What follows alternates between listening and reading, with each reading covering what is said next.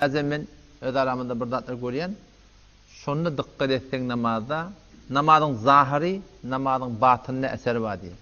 Yani sünnete mutabyk duran heykeliň turmuň sünnete mutabyk bolsa, şu ýürek ýagdaýynda gaýymlanmaklygyna Allahyň ýadyna düşmekligi, huzu gelmekligi batyny sebäp diýer. Otam şu taýdan rukuğa gidemizde şu barmaklaryň arasyny açmaklyk gerek. Diýdiň tutýaňa, şu ortaky barmak ayaň tünküne ýabyşyp ýeriň şeýle ýaýratmaly. Otam secdäge gidende elden ýygnamaly şeýlerdi. Açyk durmaly. Şeýleje ýygnamaly. Oturamyzda atyja goýmaly. Ne açmaly, ne ýymmaly. Tebiýje goýmaly, şu toğratynda. Birde ayaň arasyda säýetme awal derher suret barmaklaryň ayaň barmaklary bar. Şeýle duranyň meni günäh käsirki ýok. Ýöneşi de musahabbatdan. Başardyň wara barmaklaryny kıbla garşy ýüzlendirmek.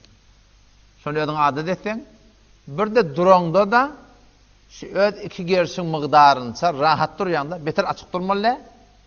Beter ýafy denaly şeýit durýar da şu var.